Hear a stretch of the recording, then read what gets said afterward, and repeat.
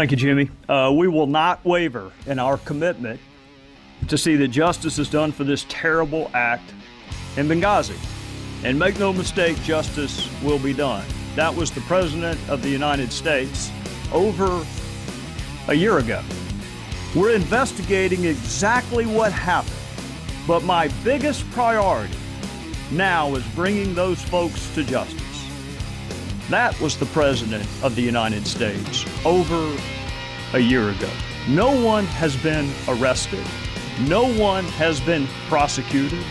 No one has been brought to justice. We don't even have access to the witnesses. You in the media were good enough for my 16 years as a prosecutor not to tell me how to do my job. And so far in Congress, y'all have been good enough not to tell me how to do my job. I'm not telling you how to do your job. But I'm going to ask you some questions, and if you can't answer these questions, then I'll leave you to draw whatever conclusion you want to draw about whether or not the media has provided sufficient oversight. Can you tell me why Chris Stevens was in Benghazi the night that he was killed? Do you know? Does it bother you whether or not you know why Chris Stevens was in Benghazi? Do you know why we were the last flag flying in Benghazi after the British had left and the Red Cross had been bombed?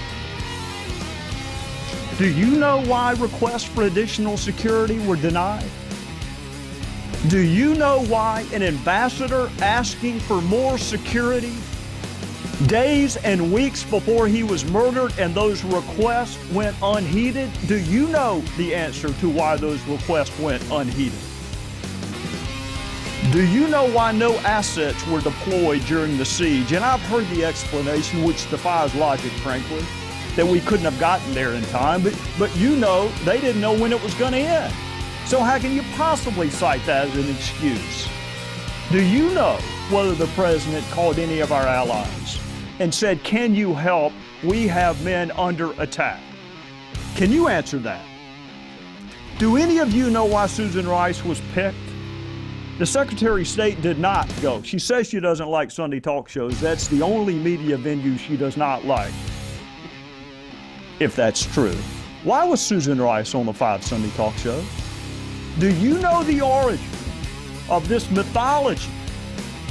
That it was spawned as a spontaneous reaction to a video? Do you know where that started? Do you know how we got from no evidence of that to that being the official position of the administration? In conclusion, Congress is supposed to provide oversight. The voters are supposed to provide oversight. And you are supposed to provide oversight. That's why you have special liberties, and that's why you have special protections. I am not surprised that the President of the United States called this a phony scandal. I'm not surprised that Secretary Clinton asked, what difference does it make? I'm not even surprised that Jay Carney said Benghazi happened a long time ago.